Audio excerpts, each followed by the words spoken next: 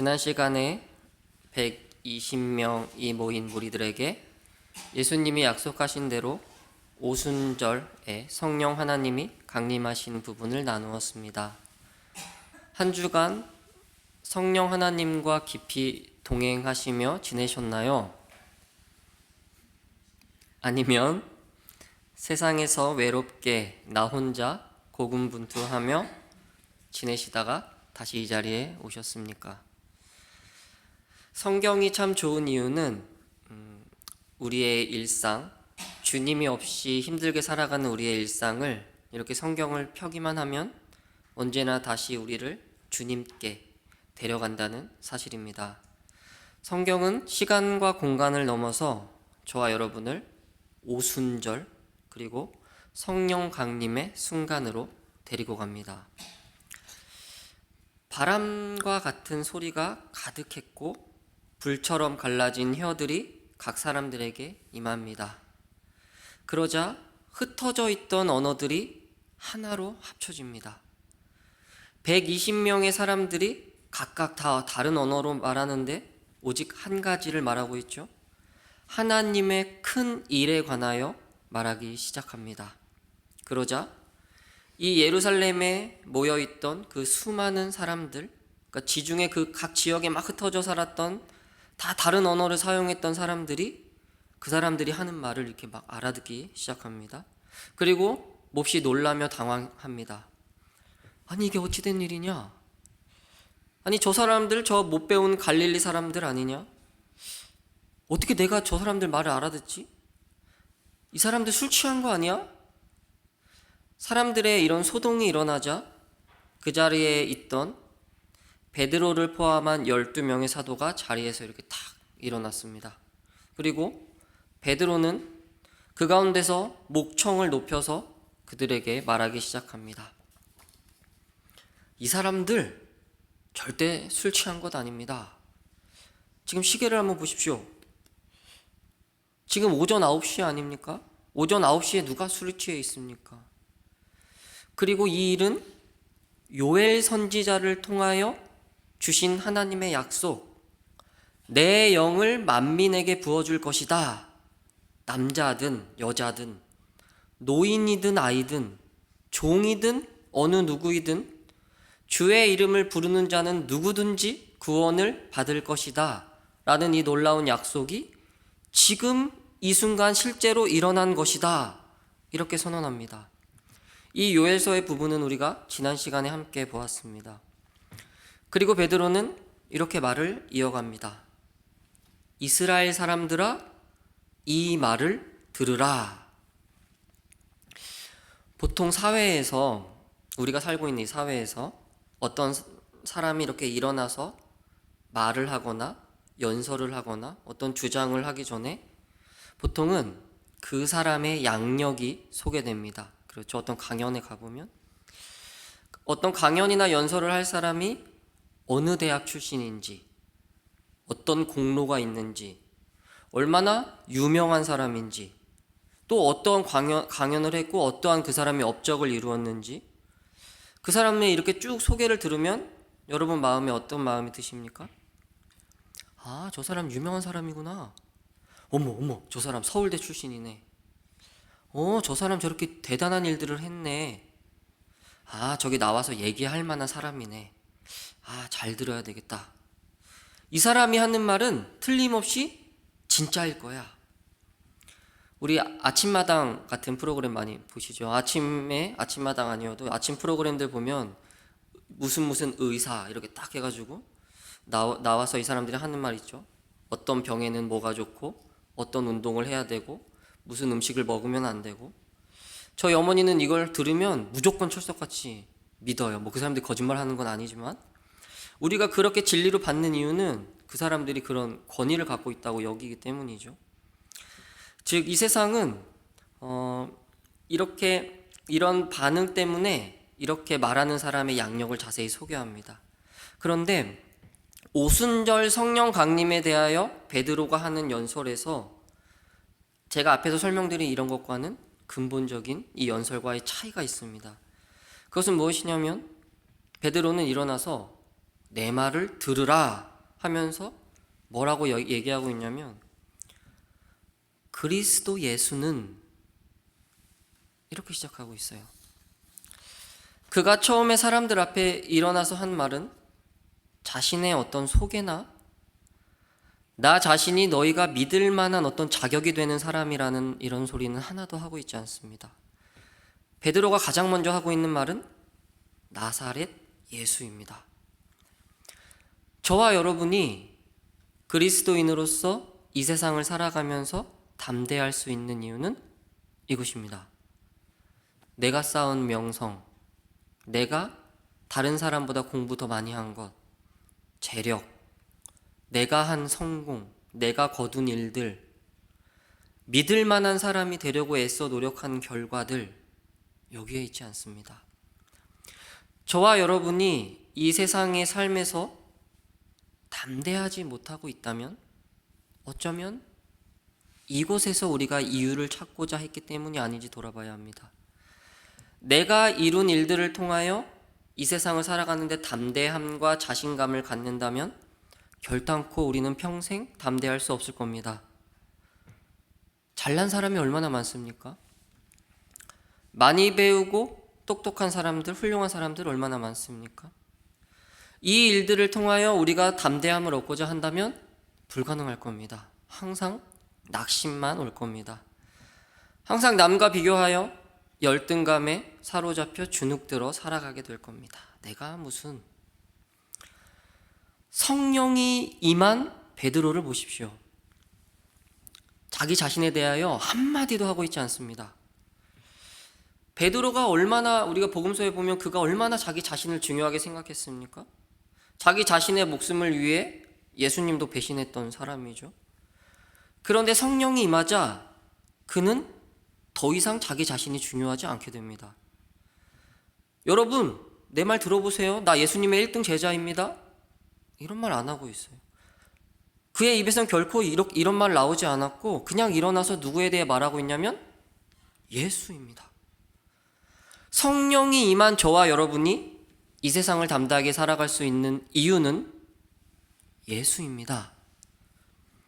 세상의 어떤 것과도 비교되지 않는 저와 여러분의 주인 성령이 임한 베드로는 예수 그리스도에 대하여 말했을 뿐이고 그가 담대한 근거도 오직 예수 그리스도입니다.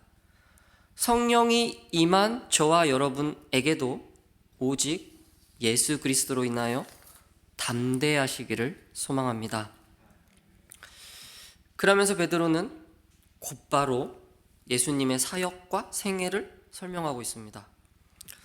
그는 왜 믿지 않는 유대인들에게 이러한 자세한 설명을 하고 있을까요? 그 이유는 너희가 지금 눈으로 보고 있는 저 성령이 강림한 이 놀라운 사건, 이 역사가 술 취해서 미쳐서 하는 것이 아니고 예수님이 하신 일이라는 것을 설명하기 위해서입니다. 그러려면 예수님을 모르는 사람들에게 반드시 예수님이 누구인가부터 설명해야 했습니다. 그런데 22절에 보시면 너희가 이미 아는 바와 같이 이렇게 말하고 있습니다. 즉 이 사람들은 예수님에 대하여 전혀 몰랐던 사람들이 아닙니다. 이 사람들이 누구입니까? 예수님을 십자가에 못 박은 사람들입니다.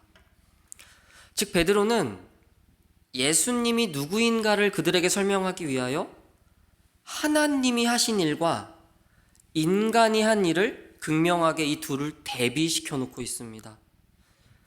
이 말을 듣고 있는 너희가 로마인들의 손을 빌려서 예수 그리스도를 못 박아 죽였다. 그러나 그것은 니네가 한 것이 아니고 뭐라고 되어 있냐면 오늘의 본문에 하나님이 미리 정하신 뜻과 계획이라고 선언하고 있습니다. 예수님이 빌라도에게 신문 받을 때도 이 동일한 말씀을 하셨어요. 빌라도가 너 나에게 똑바로 얘기해야 된다. 너 죄가 뭐냐?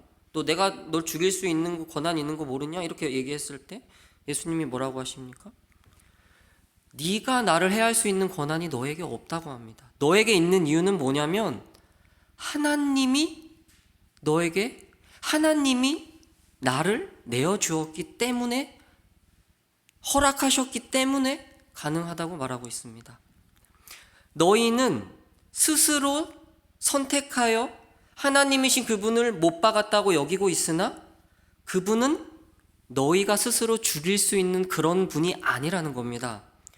그리스도를 내어준 것은 너희의 어떤 권한이 있어서 그런 것이 아니고 하나님의 목적이라고 말합니다. 즉 예수님의 죽음은 목적 없이 너희에게 그저 희생당한 그런 죽음이 아니고 적극적인 하나님의 계획과 뜻이라는 겁니다. 인간의 사악함인 동시에 하나님의 목적이라는 겁니다. 그렇다면 하나님은 왜 인간의 사악함을 사용하여서 어떤 목적을 달성하고자 예수님을 그들에게 내어주셨을까요? 그 목적은 그 사악한 인간을 구원하기 위해서입니다. 하나님의 뜻과 목적은 너희의 이해를 훨씬 뛰어넘는다는 설명입니다.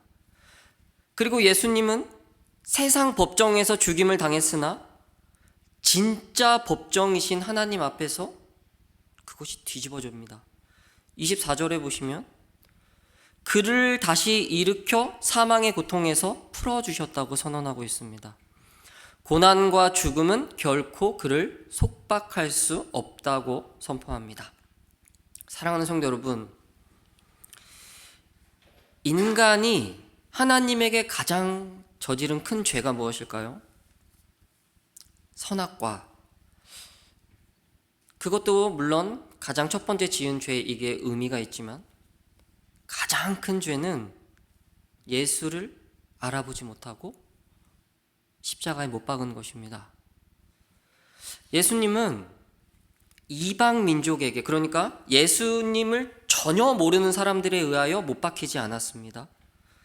하나님이 선택한 사람들, 하나님의 백성이라고 불리는 사람들에 의해 못 박혔습니다. 예수님은 손수 홍해를 가르시고 건너가게 하신 사람들에 의하여, 만나와 메추라기로 손수 돌보신 사람들에 의하여 못 박히셨습니다. 세상에 나를 알리라고 택하여 두신 사람들에 의하여 못 박히셨습니다.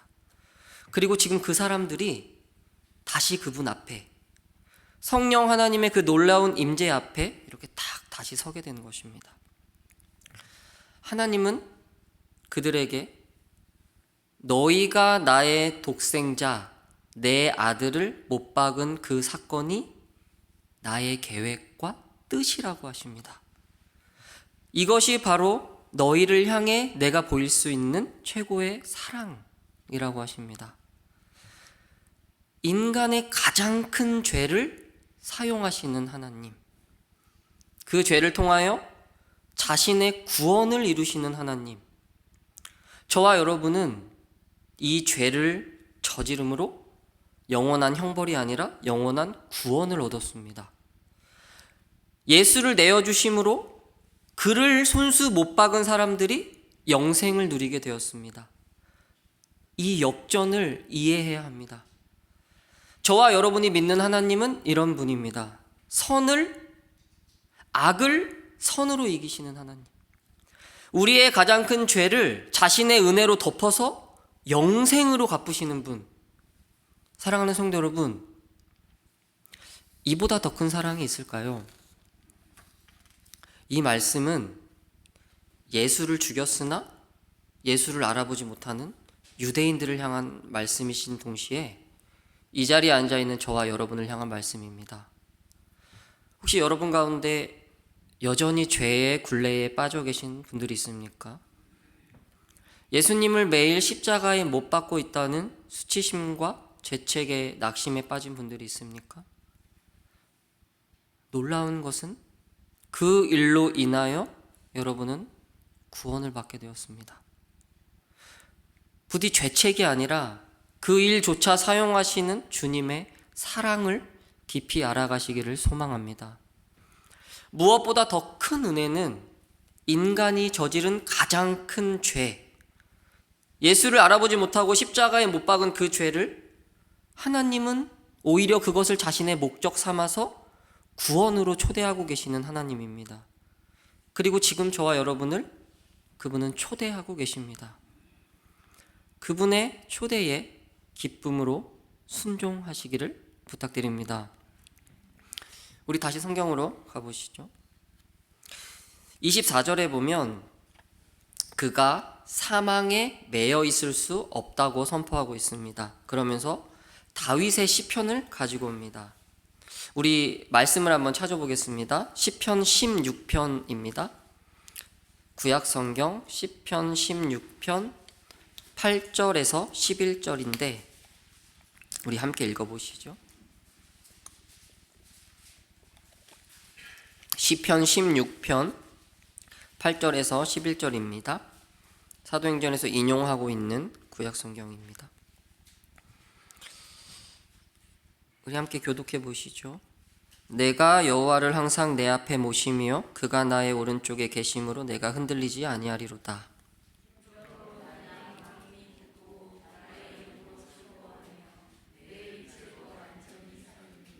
이는 주께서 내 영혼을 스올에 버리지 아니하시며 주의 거룩한 자를 멸망시키지 않으실 것임이이다.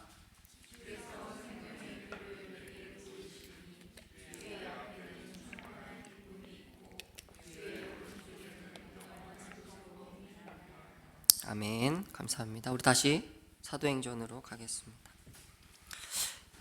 이 시편을 지은 것이 다윗입니다. 다윗은 예수님과 한참 떨어져 있는 먼저 태어난 사람이죠. 그런데 베드로는 뭐라고 하고 있냐면 이 말씀이 다윗 자신을 말하는 것이 아니라고 합니다. 왜냐하면 너희도 알다시피 다윗은 지금 죽어서 장사되었고 그 무덤이 여기에 있지 않느냐 하는 것이죠. 그러니까 이 말씀은 다윗이 자기 스스로에 대해 한 말이 아니라 죽음에서 부활하시고 하나님 우편에 앉으신 예수 그리스도를 가리킨다고 선언하는 것이라고 풀어 말합니다. 사실 여러분은 이 말씀이 조금 이렇게 동떨어지게 들리실 겁니다. 아니 다윗의 시편에 예수님을 얘기하고 있는 것이 그렇게 신기한 일인가? 그렇죠? 왜냐하면 저와 여러분은 유대인도 아니고 또 태어나자마자 구약과 신약을 한 번에 이렇게 받은 시대에 살고 있기 때문에 이런 말씀들이 확 이렇게 와닿지 않습니다. 그런데 이 말씀을 처음 듣고 있는 이 자리에서 실제 처음 듣고 있는 이 1차 독자인 이 유대인들은 그렇지 않습니다. 이 사람들은 이 구약에서 약속하고 있는 그 말씀을 믿고 이 약속이 도대체 언제 이루어지나 애타게 기다리고 있던 사람들입니다. 다윗은 전설적인 왕입니다. 그러나 다윗 자신도 인간에 불과하고 그가 하늘에 오르지 않았다는 겁니다. 무덤이 여기 있지 않느냐. 죽음을 이기시고 부활하신 분, 하늘로 오르셔서 하나님 우편에 앉아 계신 분, 그리고 약속대로 우리에게 지금 너희가 눈으로 보고 있는, 귀로 듣고 있는, 지금 보는 것 같은 성령 하나님을 부어주신 분, 그가 바로 진정한 메시아 그리스도 예수다라는 선포입니다. 우리 사도행전 2장 36절을 보실까요? 제가 읽어드리죠. 그런즉 이스라엘 온 집은 확실히 알지니 너희가 십자가에 못 박은 이 예수를 하나님이 주와 그리스도가 되게 하셨느니라. 그런즉 이스라엘의 온 집은 확실히 알지니 너희가 죽인 예수는, 다시 부활하신 예수는 우리 모두의 주시며 그리스도이다 라는 선포입니다. 성도 여러분, 그리고 우리 32절 후반절을 한번 보실까요? 무엇이라고 되어 있습니까? 우리가 이 모든 일의 증인이로다. 그러니까 성령이 임한 베드로는 이렇게 선언하고 있습니다. 그가 죽으시고 부활하시고 하늘에 오르시고 너희가 보는 것과 같이 성령 하나님을 주신 이 모든 사건에 여기 모여있는 120명이 목숨을 걸고 증언하니 이 모든 것은 사실이다 라는 선언입니다. 성령이 임한 모든 사람들은 필연적으로 예수가 그리스도라는 사실에 증인이 될 수밖에 없습니다. 여러분을 한번 돌아보시기 바랍니다. 나에게 임한 성령 하나님의 존재를 보고 있자면 그분이 그리스도라는 것을 고백할 수밖에 없게 만듭니다. 전에 말씀드렸죠. 증인은 그냥 단순히 눈으로 보거나 귀로 들은 사람들이 아닙니다. 물론 법정에서 증인은 그냥 보고 들은 사람이 맞습니다. 보고 들은 대로 말하면 됩니다. 거짓말만 하지 않으면 증인입니다. 그러나 그리스도의 증인은 그런 뜻이 아닙니다.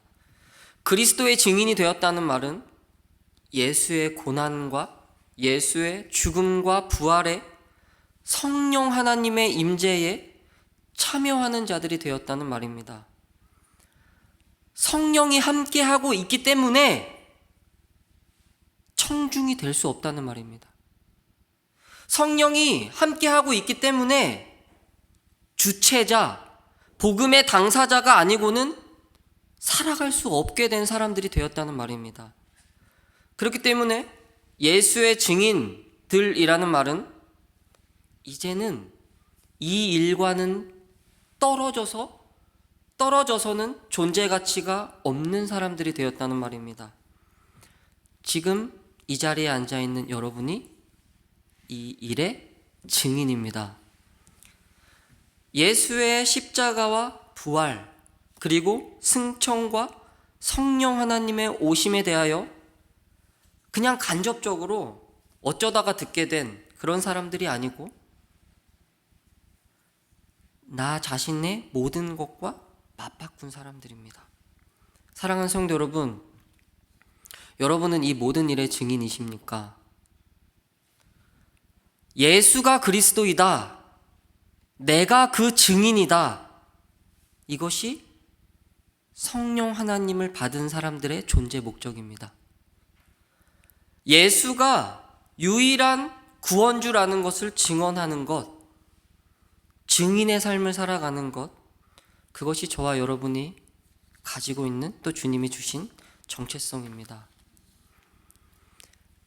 예수님을 십자가에 못 박았던 저와 여러분이 예수님의 부활과 그의 주되심과 그리스도 되심을 증언하는 증인이다. 이것은 정말 놀라운 역전입니다. 내가 못 박았는데 그가 부활하셔서 나를 증인으로 부르신다. 이것이 복음입니다. 그냥 예수 믿고 천국 가는 것으로 만족하지 마십시오. 예수님은 단순히 저와 여러분을 내세로 천국으로 데려가기 위하여 십자가를 지신 것이 아닙니다. 성령을 처음 받은 이 사람들은 바로 이 일을 하고 있습니다. 너희가 못 알아보고 십자가에 못 박은 예수 그리스도, 그분이 너희의 구원자다. 그분을 진정으로 믿어라. 그리하면 너희는 구원을 받으리라. 이 놀라운 선언, 이 복음의 소식을 들은 사람들의 반응은 어땠을까요? 혹시 모태신앙이 아닌 분들은 이제 누군가의 전도로 이제 예수를 믿게 되셨을 텐데, 누군가가 여러분에게 처음 예수를 전했을 때 어떤 반응을 보이셨나요? 혹시 기억이 나실까요? 너무 오래되셔서 기억이 안 나실 수도 있고, 아마 대다수의 사람들은 너무나 당연하게 이렇게 반응합니다. 뭐 어쩌라고? 너 많이 믿어. 나한테는 예수 얘기하지 마. 아, 교회 나가자는 소리 좀 하지 마. 너 자꾸 그런 소리 하면 안 볼 거야. 엄마, 나 예수 믿으라는 소리 좀 하지 마세요. 엄마 아빠나 잘 믿으세요. 나한테 강요하지 마세요. 참 안타까운 반응입니다. 그런데 한편으로는 너무나 당연한 반응입니다. 저와 여러분도 그랬습니다. 아직 예수를 모르고 하나님을 알지 못하는 사람들은 이렇게 반응합니다. 그러니 예수를 전하시다가 이런 반응이 올 때면 낙심하지 마십시오. 예수님도 이렇게 신발을 훌훌 털으라고 하셨죠. 개의치 마시고 기운 내십시오. 당연합니다. 이러한 반응이 오더라도 그런데 해야 할 일이 있는데 뭐냐면 포기하지 마십시오. 누군가 저를 돌아봐도 저의 이 반응에 포기했다면 저는 여기 서 있지 않았을 것이고 여러분도 이 자리에 앉아 있지 않았을 것입니다. 베드로는 성령의 오심에 대하여 담대하게 이 모든 것은 우리 주 예수 그리스도가 하신 일이라고 선포합니다. 그러자 놀라운 반응이 일어납니다. 이 사람들이 처음에 어떻게 반응했습니까? 술 취한 거 아니야? 미쳤네, 미친 사람들이네. 그런데 그들의 반응이 완전히 바뀌어버립니다. 우리 37절을 함께 읽어보실까요? 그들이 시작.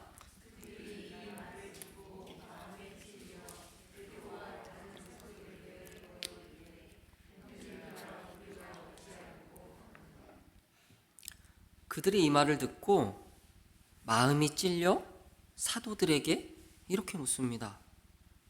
우리가 어찌할꼬? 정말 놀라운 반응입니다. 자신의 죄를 깨달았기 때문입니다. 하나님은 모두 다 이러한 시점을 주십니다. 그때까지 누군가를 전도하고 있다면 인내하시기를 바랍니다. 이 사람들이 자신의 죄가 깨달아졌습니다. 이제서야 예수님을 못 알아보고 십자가에 못 박은 자신들이 얼마나 큰 일을 저질렀는지 알게 된 것입니다. 그리고 이렇게 묻습니다. 그럼 나는 이제 무엇을 해야 합니까? 나 그분이 메시아인지 모르고 못 박았는데 그럼 나는 이제 어떻게 해야 됩니까? 그러자 베드로는 이렇게 대답합니다. 회개하라. 그리고 예수 그리스도의 이름으로 세례를 받아 죄 사함을 받으라. 그리하면 성령 하나님 곧 은혜의 선물을 너희도 받으리라. 이제 막 시작된 교회 공동체의 일원이 되라는 선언입니다. 그리고 베드로는 계속해서 그들에게 형제들아 이렇게 말하고 있죠. 지금까지 살아온 모든 너희의 삶을 돌이켜서 온 회중 가운데 너희의 돌이킴과 믿음을 고백하라는 선언입니다. 44절에 가시면 여기서 우리가 어찌할꼬 했던 이 사람들을 어떻게 부르고 있냐면 믿는 자들이 다 함께 지내며 이렇게 되어 있죠. 이들이 이제는 믿는 자들이라고 기록이 되어 있습니다. 즉 이들이 여기서 바로 연결되는 말씀을 보면 이들을 믿는 사람들로 불리고 있죠. 그것은 이 사람들의 마음이 찔리는 순간 믿음이 시작되는 겁니다. 마음이 찔려 돌이키는 순간, 마음에 찔림이 있는 순간 어디로 나아가야 합니까? 하나님과 예수에게 나아가야 합니다. 마음에 찔린 이상 다른 곳에 가서는 해결할 수 없습니다. 오직 예수 그리스도께 나아오는 방법만 남게 됩니다. 따라서 회개와 믿음은 하나입니다. 그리고 찔림과 돌이킴은 믿음의 또 다른 표현입니다. 성도 여러분, 혹시 지금까지의 말씀을 들으며 나와는 나의 현실과 나의 삶과는 거리가 멀다고 여기신 분 혹시 계십니까? 성령 하나님이 함께하는 그 기쁘고 뜨거운 인생, 세상적인 나의 성공, 내가 쌓은 경력이 아니라 오직 예수로 담대한 삶, 예수가 그리스도인 것을 증언하는 증인의 삶, 나에게는 그런 믿음이 없구나. 초대교회 성도들 이 베드로에 비하면 나는 형편없구나. 나는 멀었구나. 나는 그저 아직도 매일 예수를 십자가에 못 박고만 있구나. 그런데 성도 여러분, 이 모든 말씀을 듣고 여러분 마음에 찔림이 있다면 그리하여 진정으로 돌이키길 원한다면 여러분에게 믿음이 시작되었다는 증거입니다. 그리고 그 사람은 반드시 성령 하나님이 함께 하십니다. 왜냐하면 이 약속은 주께 돌아오는 모두에게 주셨기 때문입니다. 성도 여러분, 이 놀라운 반응과 믿는 자에게 주시는 성령의 약속이 오늘 본문에 뭐라고 되어 있냐면 39절에 보시죠. 성령 하나님을 선물로 주신다는 이 약속은 너희와 너희 자녀와 모든 먼 데 사랑 곧 주 우리 하나님을 얼마든지 부르는 자들에게 하신 것이라. 마음에 찔림이 있는 너희가 돌이키기만 한다면 너희와 너희 자녀와 지구상의 모든 곳에 하나님이 얼마든지 부르시는 자들에게 성령을 주시겠다고 약속하고 계십니다. 복음의 약속은 이 당시 이 장소에만 있던 사람들이 아니라 그들과 그들 자식과 유대인뿐만 아니라 모든 민족에게 약속되었습니다. 그리고 그 약속을 받은 사람들이 여기 앉아있는 저와 여러분입니다. 이 선포의 결과 41절에 보시면 그 말을 받은 사람들은 세례를 받음에 이 날에 신도의 수가 3,000이나 더하더라. 이렇게 오늘의 말씀 마칩니다. 이 말을 받은 사람들은 죄를 돌이켜 세례를 받음에 이날 신도의 수가 3,000이나 더하더라. 혹시 이 3,000이라는 수의 사람들이 누구였는지 기억나십니까? 예수님 못 박은 사람들입니다. 이들은 예수를 못 알아봤고 믿음이 없었고 패역했고 악한 세대라고 질책당했습니다. 그러나 하나님은 그들을 친히 부르셔서 복음의 소식을 듣게 하시고 성령 하나님을 실제로 보게 하시고 찔림과 돌이킴으로 복음에 참여하게 하여서 자신의 영을 부어주셔서 예수의 증인들이 되게 하고 계십니다. 이들은 이 3,000명의 사람들은 얼마나 마음이 뛰었을까요? 얼마나 기쁨이 넘쳤을까요?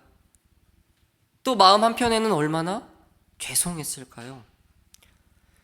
내가 아니라 그분이 치르신 그 은혜, 그들은 두고두고 누렸을 것입니다.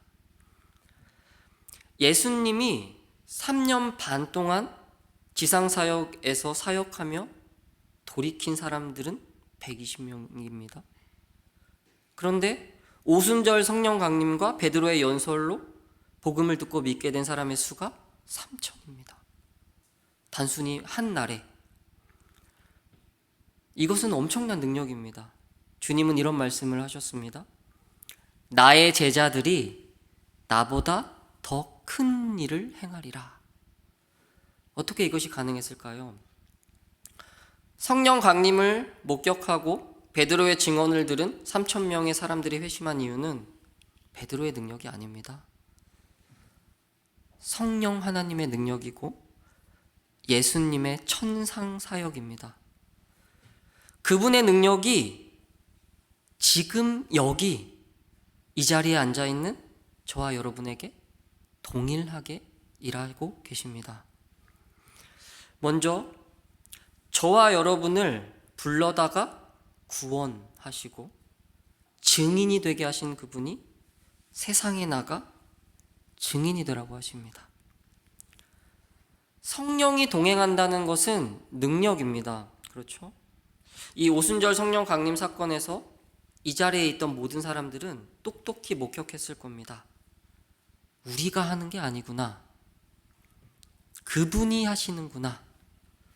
그분이 여전히 살아계셔서 우리와 함께하고 있구나. 우리에게 친히 능력을 부어주시는구나. 그 능력을 저와 여러분도 동일하게 부어주고 계십니다. 여러분 자신의 능력이 아니라 예수의 능력, 그분의 영이 입혀졌기 때문입니다. 이 능력은 이제는 나 자신을 위해서 살 수 없게 만듭니다. 이 능력은 그분이 그리스도라는 것을 증언하지 않고서는 살 수 없게 만듭니다. 마음의 찔림으로 돌이키지 않는다면 도저히 안 되게 만듭니다.